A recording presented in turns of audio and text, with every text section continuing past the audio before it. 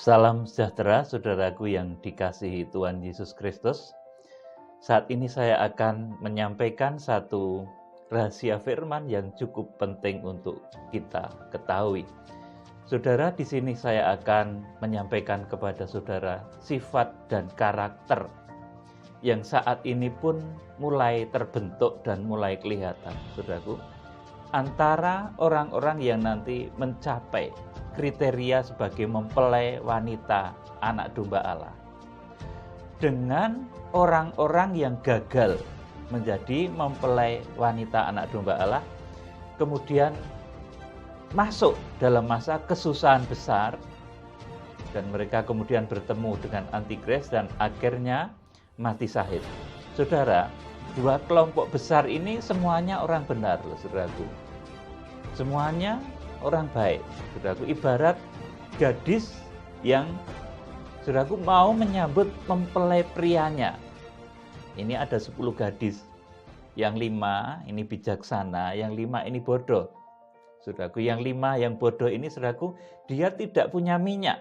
Saudaraku, ini nanti rahasianya apa, saudaraku? Saya akan terangkan.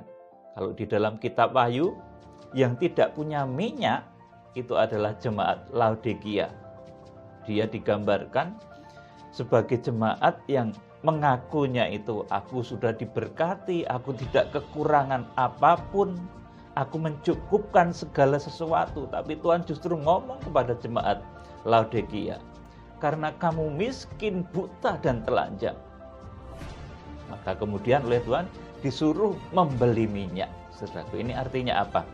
Kita akan simak, saudaraku, Wahyu pasal 5 ayat 12.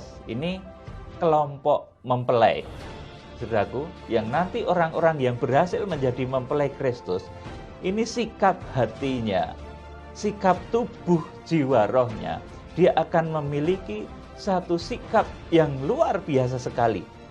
Wahyu pasal 5 ayat yang ke-11 dan ke-12. Maka aku melihat dan mendengar suara banyak malaikat di sekeliling tahta, makhluk-makhluk dan tua-tua, jumlah mereka berlaksa-laksa dan beribu-ribu laksa.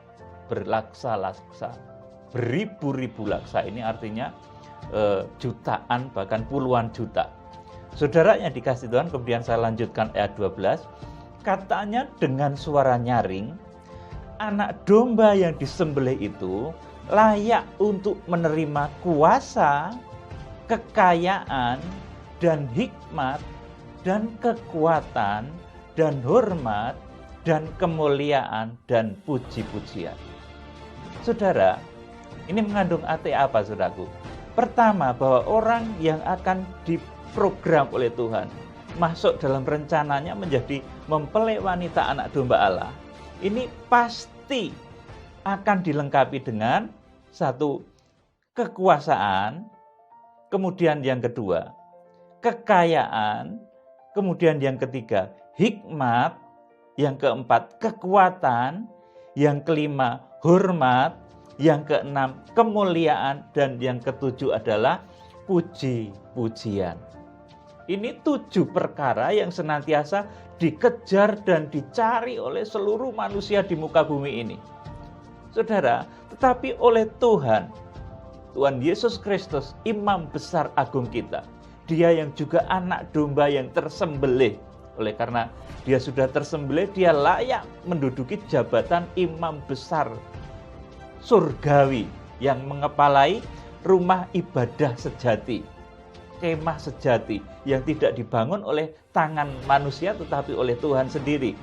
Saudara, di sini sifat-sifat dari orang-orang yang nanti terbentuk menjadi mempelai wanita anak domba Allah, ini saudaraku, dia akan diberikan 7 perkara besar, yaitu kekuatan, kekayaan, hikmat, saudaraku, kekuatan, hormat, kemuliaan, dan puji-pujian. 7 perkara yang senantiasa dikejar dan dicari oleh orang di muka bumi ini. Ini akan dipercayakan oleh Tuhan kepada saudara, yang nanti, saudaraku, akan direncanakan oleh Tuhan menjadi mempelai wanita anak domba Allah. Mempelai itu apa, saudaraku? Orang yang bisa menyambut kedatangan Tuhan hidup-hidup dan tidak mengalami kematian tubuh.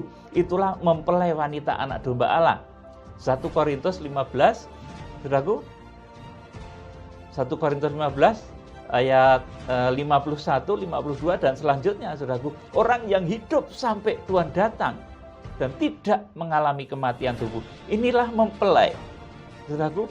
Karena mempelai itu harus bertahan dari berbagai macam ujian yang berwujud sakit penyakit, bencana-bencana alam, kecelakaan-kecelakaan. Maka kepada mempelai ini diperlengkapi 7 hal yang luar biasa dari Tuhan Yesus, yaitu kekuasaan, kekayaan, hikmat, kekuatan, hormat, kemuliaan, dan puji-pujian. Hal yang senantiasa dicari oleh orang dunia nanti akan dicukupkan, ditambahkan kepada saudara. Tetapi saudara ingat, kalau saudara sudah diberi 7 perkara itu, saudara jangan terikat kepada 7 perkara itu. Kemudian terikat kepada kekuasaan, mengejar jabatan, saudaraku. Terikat mengejar kekayaan, terikat mengejar hikmat, saudaraku, mengejar segala sesuatu pendidikan, kemudian nggak bisa melayani Tuhan, terikat dengan kekuatan, terikat dengan kehormatan, terikat dengan kemuliaan, terikat dengan puji-pujian. Senang banget kalau dipuji itu, saudaraku. Saudara, kalau saudara sudah mendapatkan 7 perkara ini, saudara justru jangan terikat.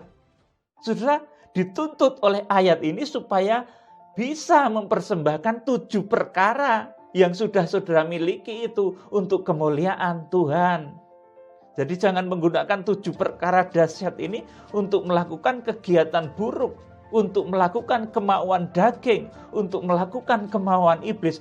Tapi kalau saudara sudah dipercaya 7 perkara ini, hendaknya saudara menggunakannya untuk kemuliaan Tuhan. Saya bacakan lagi. Katanya dengan suara nyaring, anak domba. Anak domba ini artinya Tuhan Yesus, Imam Besar Agung kita. Anak domba yang disembelih itu layak untuk menerima kuasa dan kekayaan dan hikmat dan kekuatan dan hormat dan kemuliaan dan puji-pujian. Saudara, jemaat-jemaat yang terprogram oleh Tuhan menjadi sidang mempelai wanita anak domba Allah. Pertama, kepada mereka semua akan dipercayakan 7 perkara besar ini, yaitu kekuasaan, kekayaan, hikmat, kekuatan, hormat, kemuliaan, dan puji-pujian. Tetapi kalau sudah diberi itu oleh Tuhan, saudara, ingat ini baik-baik, kalau sudah diberi itu oleh Tuhan, saudara jangan menjadi terikat dengan 7 perkara itu. Saudara harus bisa memberikan 7 perkara yang selalu dikejar oleh manusia di bumi ini, mempersembahkannya kepada kemuliaan Tuhan. Semuanya itu adalah bagi kemuliaan Tuhan.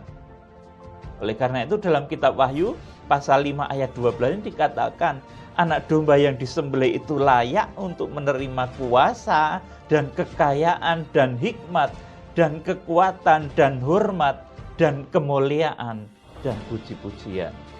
Ini sifat luar biasa sekali, saudaraku. Jadi nanti orang-orang yang betul-betul terprogram di dalam rencana Tuhan, dalam kegerakan kitab Wahyu ini, menjadi mempelai wanita anak domba Allah, menyambut kedatangan Tuhan itu hidup-hidup. Mereka memiliki karakter sedemikian. Mereka tidak lagi terikat dengan kekuasaan. Mereka tidak lagi terikat dengan harta kekayaan. Kalau sewaktu-waktu pekerjaan Tuhan itu membutuhkan, dia dengan ringan, saudaraku, bisa memberikannya. Dengan rela bisa memberikannya. Hikmat pun demikian.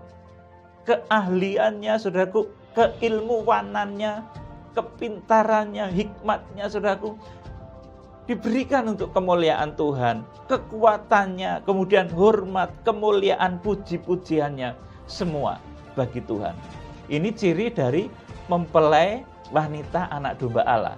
Jemaat-jemaat yang akan diangkat ketika Tuhan Yesus Kristus datang.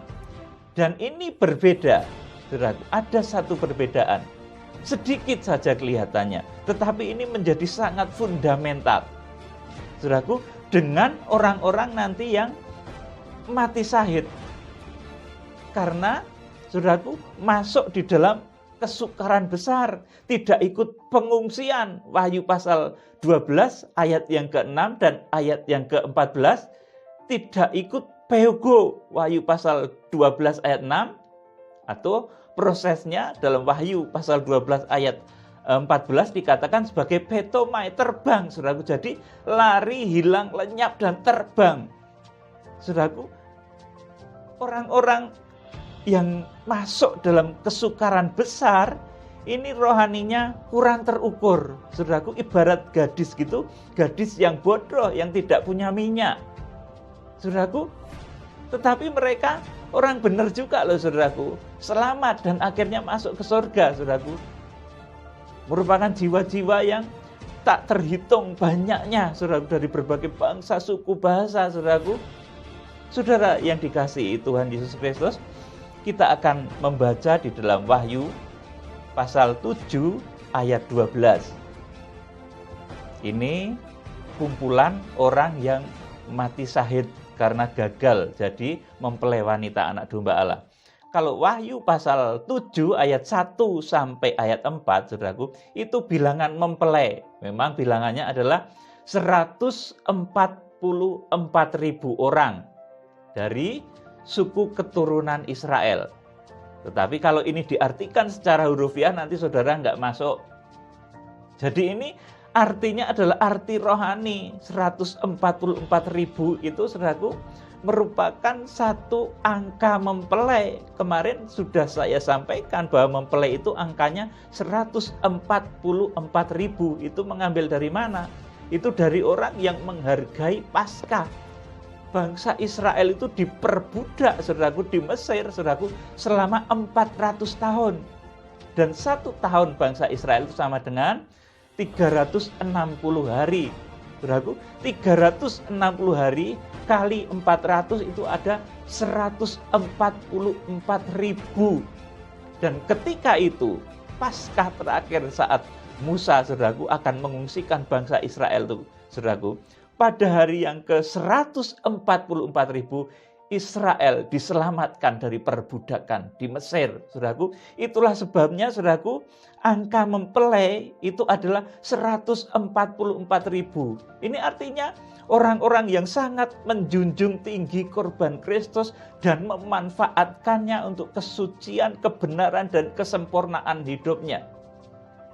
Saudaraku, jadi mempelai Kristus itu adalah orang, saudaraku, jumlahnya tidak 144.000, tetapi menurut jumlah yang ditetapkan oleh Tuhan, saudaraku, yaitu orang-orang yang menghargai Paskah Kristus, menjunjung tinggi Paskah Tuhan. Saudaraku, yuk kita akan membaca sekarang perbedaannya. Kalau tadi mempelai itu dia bisa mempersembahkan 7 perkara dahsyat. Kemudian ini orang-orang yang gagal menjadi mempelai, kemudian masuk masa kesukaran besar, ini juga orang-orang benar. Orang-orang yang bisa mempersembahkan hal-hal yang mulia juga, tetapi ada perbedaan. Mari kita akan simak. Ini beda dengan Wahyu pasal 7 ayat 12, ini kumpulan orang banyak yang mati syahid dan gagal menjadi mempelai. Mereka juga orang-orang baik, bahkan juga bisa mempersembahkan hal-hal yang luar biasa. Saudaraku, kita akan membaca Wahyu pasal yang ke-7 ayat 10, saudaraku, saya bacakan. Dan dengan suara nyaring mereka berseru, keselamatan bagi Allah kami yang duduk di atas tahta dan bagi anak domba. Dan semua malaikat berdiri mengelilingi tahta, dan tua-tua dan keempat makhluk itu, mereka tersungkur di hadapan tahta itu dan menyembah Allah sambil berkata, amin. Puji-pujian, kemuliaan, dan hikmat, dan syukur, dan hormat, dan kekuasaan, dan kekuatan bagi Allah kita sampai selama-lamanya. Amin.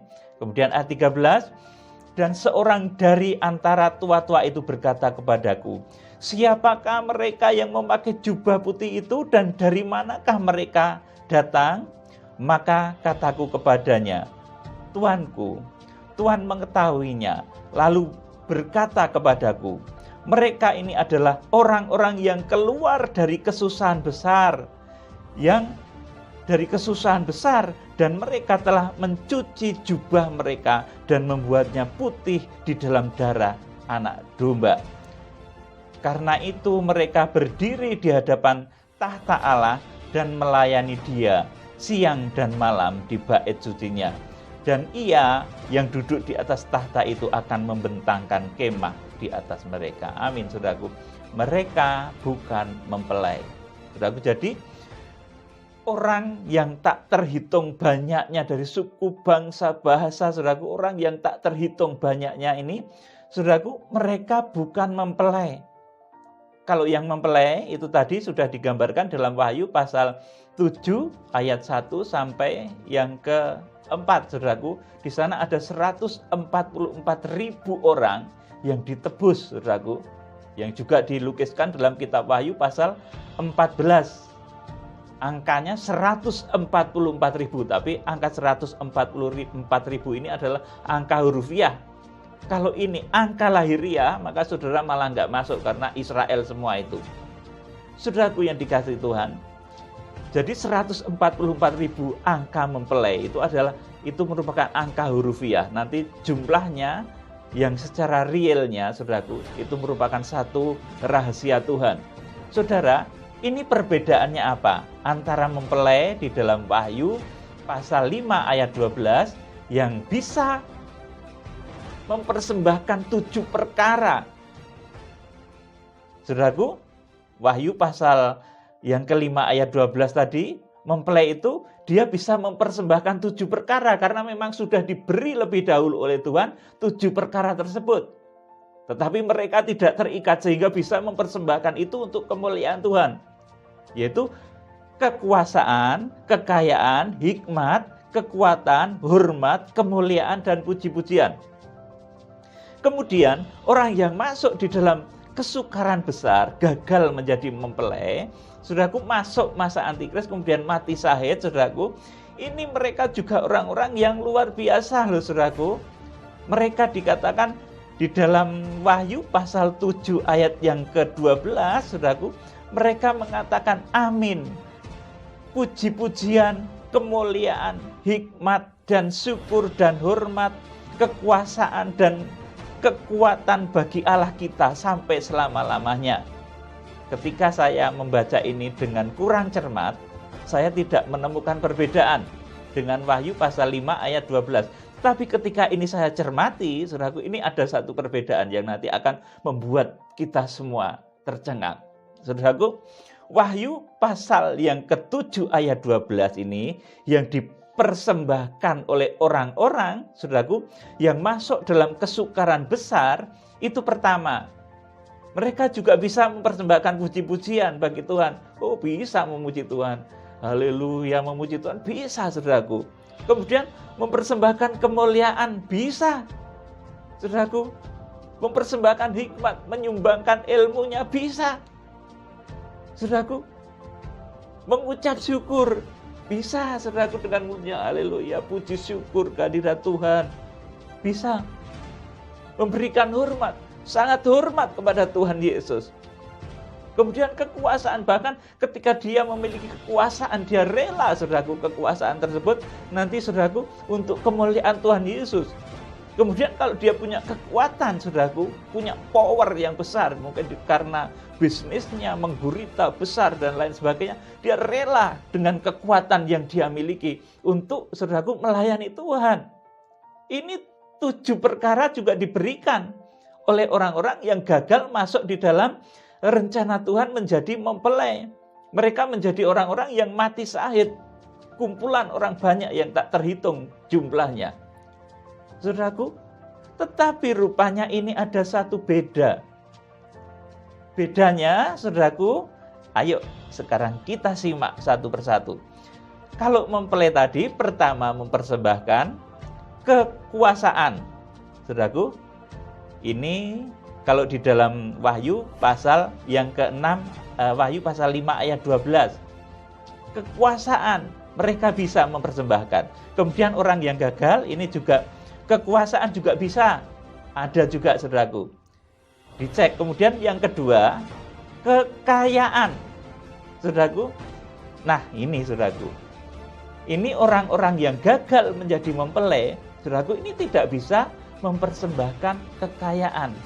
Saudaraku, di sini nggak ada. Wahyu pasal 7 ayat 12 nggak ada yang menunjuk kepada mempersembahkan kekayaan. Diubah dengan ucapan syukur.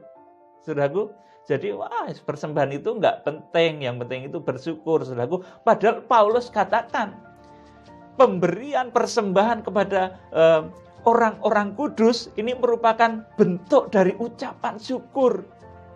Saudaraku, itu Rasul Paulus melalui perjanjian baru di dalam 2 Korintus 9 ayat 7, saudaraku. Saudara, jadi ini bedanya, saudaraku. Bahwa kalau mempelai itu bisa juga mempersembahkan kekayaan, tetapi saudaraku, orang-orang yang gagal tadi tidak. Yang kedua, orang-orang yang gagal itu yang dipersembahkan adalah kemuliaan. Kemudian yang ketiga, ini hikmat, saudaraku. Hikmat sama-sama bisa, saudaraku. Kemudian, nah ini saudaraku, rupanya diubah, saudaraku. Kalau yang bukan mempelai, yang masuk kepada kesukaran besar, ini saudaraku, persembahan kekayaan tadi diubah dengan persembahan syukur lewat mulut saja. Saudaraku, jadi bersyukur lewat mulut saja. Bersyukur itu ya baik, benar memang, saudaraku. Tapi limpahan ucapan syukur itu Rasul Paulus katakan, persembahan kepada orang-orang kudus ini selain merupakan satu cara untuk mencukupkan keperluan orang-orang kudus, ini juga merupakan limpahan ucapan syukur. Saudaraku, nah orang-orang yang tidak masuk kepada jajaran mempelai ini dan akhirnya masuk ke kesukaran besar, ini rupanya orang yang tidak bisa mempersembahkan kekayaan. Mereka memuji Tuhan juga, saudaraku. Mereka memuliakan Tuhan juga. Mereka memberikan hikmat untuk kemuliaan Tuhan juga, saudaraku. Tetapi persembahan kekayaan, saudaraku, untuk menopang pekerjaan Tuhan, untuk menopang pelayanan orang-orang kudus, mereka itu sisihkan, diganti dengan ucapan mulut yang mengucap syukur saja, saudaraku. Padahal Paulus katakan, saudaraku, bahwa pemberian persembahan kepada orang-orang kudus yang mencukupkan orang-orang kudus, selain itu merupakan ungkapan, saudaraku, mencukupkan untuk keperluan orang kudus, itu juga merupakan satu ungkapan rasa syukur kepada Tuhan. Jadi ungkapan rasa syukur itu kalau mempelai bisa diungkapkan lewat pemberian di dalam bentuk nyata. Jadi orang yang ngomong tok gitu loh, saudaraku. Jadi kalau ini, saudaraku, Wahyu pasal 7 ayat 12, yang bukan mempelai, saudaraku, ya bisa memuji Tuhan, bisa pinter, saudaraku. Kemudian memuliakan Tuhan pinter, hikmat juga bisa memberikan. Tetapi ketika ditanya masalah persembahan, saudaraku, enggak bisa. Aku sudah bersyukur, sudah mempersembahkan ucapan syukur. Bapa, ku persembahkan tubuhku, saudaraku. Bagaimana bisa mempersembahkan tubuh kalau mempersembahkan yang kelihatan saja tidak bisa, saudaraku? Inilah, saudaraku, makanya menjadi berbeda di sini, saudaraku. Memberikan hormat, saudaraku. Ini orang yang akan masuk dalam kesukaran besar itu pun bisa. Memberikan kekuasaan pun bisa. Memberikan kekuatan pun bisa. Saudara yang dikasihi Tuhan, jadi ini, saudaraku, perbedaannya antara orang-orang yang masuk di dalam bilangan mempelai wanita anak domba Allah. Mempelai wanita anak domba Allah itu ada satu hal yang tidak bisa ditiru. Mereka juga bisa mempersembahkan harta kekayaannya, saudaraku. Ini sebagai wujud ungkapan syukurnya kepada Tuhan kepada pelayanan, kepada hamba-hamba Tuhan, saudaraku, kepada jalannya kegerakan kitab Wahyu, kepada jalannya pembentukan tubuh Kristus di akhir zaman, saudaraku. Tetapi, saudaraku, orang-orang yang sulit dan tidak masuk di dalam bilangan mempelai, ini mereka tidak mengikutkan persembahan kekayaan itu di dalam list daftar dari apa yang diucapkan mulutnya, saudaraku. Di sana dikatakan, saudaraku, ayo kita baca lagi, nggak ada di sana kekayaan dinyatakan. Wahyu pasal 7 ayat 11 dan 12. Dan semua malaikat berdiri mengelilingi tahta dan tua-tua dan keempat makhluk itu. Mereka tersungkur di hadapan tahta itu dan menyembah Allah sambil berkata, Amin, puji-pujian, kemuliaan, dan hikmat, dan syukur, dan hormat, dan kekuasaan, dan kekuatan bagi Allah kita sampai selama-lamanya. Amin. Saudaraku, di sini nggak ada kekayaan. Kalau Wahyu pasal 5 ayat 12 tadi, saudaraku, kita baca, saudaraku. Wahyu pasal 5 ayat 12. Maka aku melihat dan mendengar suara banyak malaikat sekeliling tahta, makhluk-makhluk dan tua-tua itu. Jumlah mereka berlaksa-laksa dan beribu-ribu laksa. Katanya dengan suara nyaring, Anak domba yang disembelih itu layak untuk menerima kuasa dan kekayaan dan hikmat dan kekuatan dan hormat dan kemuliaan dan puji-pujian. Amin, saudaraku. Jadi bedanya ini sedikit, saudaraku. Kalau mempelai ini bisa mempersembahkan kekayaan itu sebagai ucapan syukur. Bahkan, saudaraku, ucapan syukur itu sudah terbentuk di dalam satu perbuatan. Tetapi, saudaraku, yang bukan mempelai, orang-orang yang masuk dalam kesukaran besar, yang nanti kemudian, saudaraku, menjadi di dalam Wahyu pasal 7 ayat 12 ini, orang banyak yang tak terhitung jumlahnya, dari berbagai bangsa, suku, bahasa itu, saudaraku, itu mereka nanti masuk ke dalam masa kesukaran besar, saudaraku. Tetapi, saudaraku, mereka juga bisa memberikan 7 perkara. Tetapi untuk kekayaan nggak bisa, saudaraku. Mereka bisanya bersyukur saja.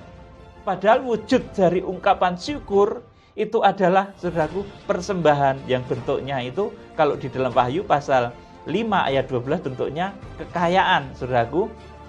Saudara, makanya ada persembahan ucapan syukur. Itu merupakan satu ungkapan syukur, saudaraku, yang itu diteladankan oleh Paulus dalam sistem persembahan di dalam perjanjian baru. Saudara yang dikasihi Tuhan Yesus Kristus, jadi ini, saudaraku, begitu luar biasa rahasia ini, saudaraku. Dan ini dahulu yang juga terjadi penyakit yang menghinggapi jemaat-jemaat yang gagal menjadi mempelai ini. Dulu ini merupakan penyakit dari jemaat Laodikia. Saudaraku, jadi ada 7 jemaat: Efesus, Smyrna, Pergamos, Tiatira, Sardis, Philadelphia, dan Laodikia. Laodikia ini kalau ditinjau dari pandangan persesuaiannya dengan pola tabernakel, teguran kepada jemaat Laodikia itu terkena kepada, saudaraku, jatuhnya itu di mezbah korban bakaran. Artinya jemaat Laodikia ini, saudaraku, gagal di dalam merespon kasih Tuhan yang sudah memberi pengorbanan anaknya yang tunggal untuk menyelamatkan. Saudaraku, jemaat Laodikia ini gagal merespon. Dengan ditegur oleh Tuhan, luar biasa. Mereka gagal, saudaraku. Kita akan membaca Wahyu pasal 13 ayat 17-19. Ini jatuhnya jemaat Laodikia ini adalah di mezbah korban bakaran. Kalau di badan kita ini terkena kepada kaki sekitar lutut. Kalau ada yang sedang sakit di bagian ini, hendaknya koreksi, mungkin kelumpuhan, saudara tidak bisa berdiri dan lain sebagainya. Saudara, ini koreksinya di sini. Saudara, kita akan baca Wahyu pasal 3 ayat 17-19.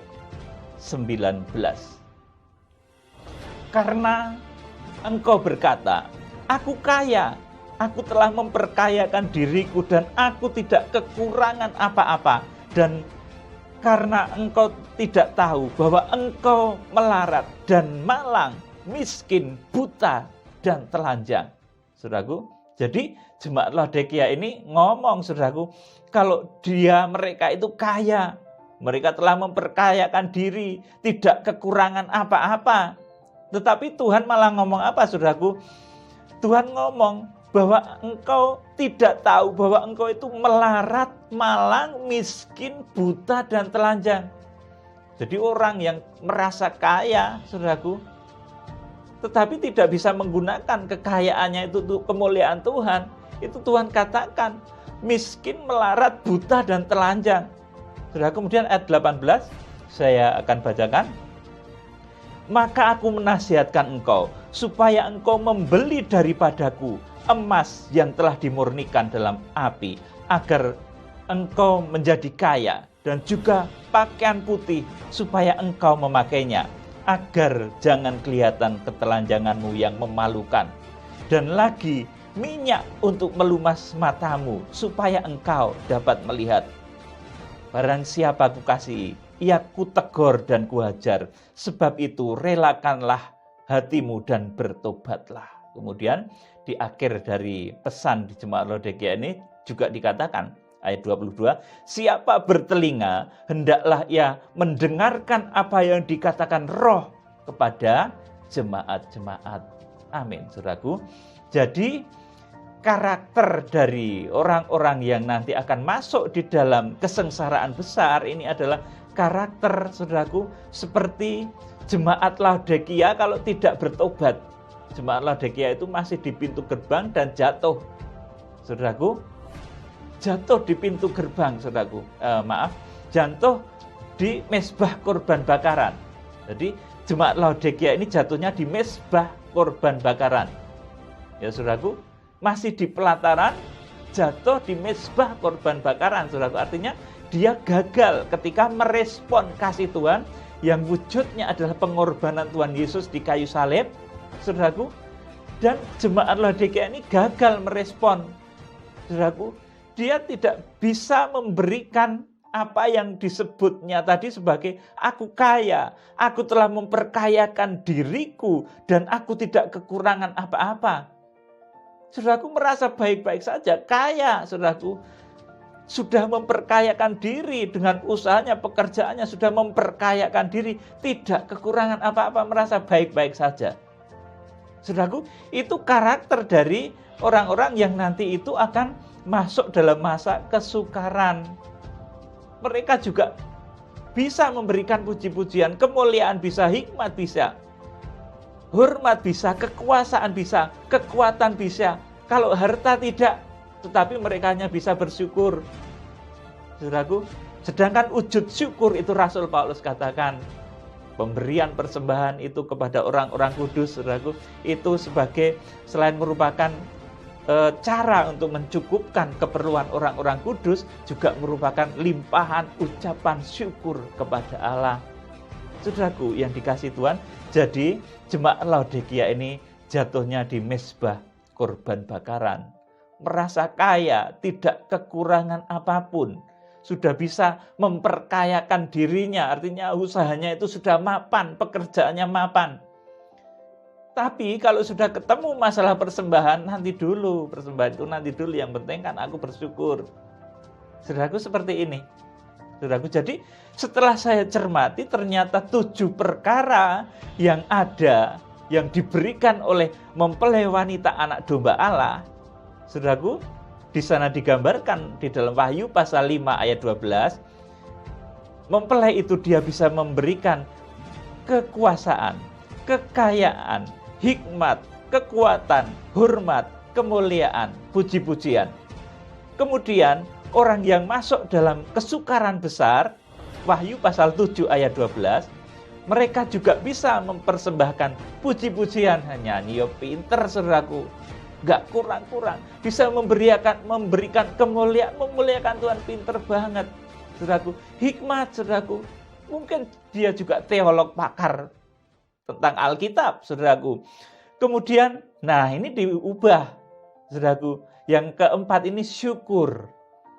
Kalau mempelai tadi langsung dikatakan bisa mempersembahkan kekayaan bagi pelayanan pekerjaan untuk pembentukan tubuh Kristus. Tetapi, saudaraku, orang-orang yang masuk dalam kesukaran besar ini bisanya bersyukur saja. Tidak bisa mengaplikasikannya dalam perbuatan nyata. Saudaraku, inilah yang membuat berbeda. Inilah yang membuat jemaat Laodikia itu tidak punya minyak. Oleh karena itu disuruh membeli oleh Tuhan. Artinya, saudaraku, dengan hartanya supaya bisa memuliakan Tuhan. Membeli minyak itu artinya seperti itu, saudaraku. Jadi, saudaraku yang dikasihi Tuhan, untuk jemaat-jemaat yang masuk dalam kesukaran besar tadi, mereka bisa memberikan puji-pujian, pinter, kemuliaan bagi Tuhan juga pinter, hikmat juga pinter. Tetapi persembahan kekayaan itu diubah menjadi ucapan syukur di bibir. Saudaraku, tidak termanifestasi dalam satu perbuatan, yaitu mempersembahkan, kalau di dalam jemaat Laodikia yang ditegur Tuhan tadi, kekayaannya, kelimpahannya itu tidak bisa diberikan, saudaraku. Kemudian yang keempat, dari orang-orang yang masuk dalam kesukaran besar, dia juga bisa memberikan hormat kepada Tuhan. Kekuasaan juga bisa, kekuatan juga bisa. Saudaraku, jadi ini sangat prinsip sekali rupanya setelah saya selidik, saya perdalam, saudaraku, dan ini erat kaitannya dengan teguran jemaat di Laodikia. Saudaraku, tadi malam Roh Kudus berbicara kepada saya mengenai hal ini, saudaraku. Ini saya akan sampaikan, saya sempat memohon hikmat sama Tuhan. Tuhan, saya nggak enak kalau saya ngomong masalah yang beginian, tetapi ini harus sampaikan. Karena ini merupakan pembentukan mempelai. Pembentukan sidang jemaat gereja-gereja akhir zaman yang nanti layak untuk menjadi mempelai wanita anak domba Allah ini, syaratnya begini. Dan nanti yang masuk ke dalam kesukaran besar itu nanti cirinya begini. Roh Kudus terangkan begitu, saya harus sampaikan. Secara lahiriah ini saya itu sungkan kalau ngomong begitu kepada saudara. Saudara harus mulai belajar persembahan ya untuk pekerjaan pelayanan. Jangan ngomong saja, saudara, itu berat. Berat banget loh, saudaraku. Jangan ngomong saja, jangan ngomong ucapan syukur saja, tapi nggak pernah bisa persembahan. Nanti itu seperti jemaat Laodikia, aku sudah kaya, memperkayakan diriku, tidak kekurangan apa-apa, aku penuh hikmat, saudaraku. Tapi Tuhan katakan justru kamu miskin, melarat, buta, dan telanjang, belilah minyak. Itu kepada jemaat Laodikia, saudaraku. Satu jemaat yang diprogram Tuhan juga untuk menjadi mempelai, tapi dia masih disusupi oleh dosa-dosa yang harus dikoreksi. Jadi saat ini saya menyampaikan koreksi untuk tipe jemaat di Laodikia, saudaraku. Itu ibarat 5 dara yang bodoh, saudaraku. Mereka sudah siap menyongsong mempelai, tapi dia nggak punya minyak karena nggak mau beli, saudaraku. Mereka, saudaraku, sama-sama gadis, saudaraku, tetapi yang satu ini bisa mempersembahkan, saudaraku, segala sesuatunya dengan tepat, sedangkan yang 5 dara bodoh tadi, dia pelit, tidak mau beli minyak, bahkan maunya minta sama dara-dara yang lain yang punya minyak. Cobalah bagiku, berikan bagiku minyaknya. Nah, dara yang bijak bilang, kalau nanti aku beri padamu nanti nggak cukup, saudaraku. Sana pergi membeli. Baru sesudah sadar saat pengungsian itu terjadi, saudaraku, dara-dara yang bodoh ini tertinggal, saudaraku, karena sejak dari mula, saudaraku, dia memiliki karakter yang susah untuk memberikan satu persembahan kepada pekerjaan pelayanan. Dia ngomongnya, kan bersyukur, ini sudah baik, ini persembahan yang luar biasa, saudaraku, sudah bersyukur. Ya, itu memang tertulis di dalam kitab Wahyu pasal 7, saudaraku, ayat yang ke-12. Ini ucapan dari orang-orang yang nanti masuk dalam kesukaran besar. Saudaraku, saya baca sekali lagi untuk penutup saat ini, saudaraku. Sambil berkata, amin, puji-pujian dan kemuliaan dan hikmat dan syukur dan hormat dan kekuasaan dan kekuatan bagi Allah kita sampai selama-lamanya. Amin. Saudaraku, jadi ini enggak ada persembahan yang berwujud nyata. Dia hanya bisa bersyukur saja, tetapi tidak bisa mengungkapkan ucapan syukur itu dalam tindakan nyata. Seperti Paulus katakan, persembahan kepada pekerjaan Tuhan selain mencukupkan keperluan orang-orang kudus, itu juga merupakan limpahan ucapan syukur kepada Allah. Kiranya Tuhan berkati. Salam penuaian, Imam Besar Agung memberkati saudara. Tuhan Yesus Kristus. Haleluya. Amin.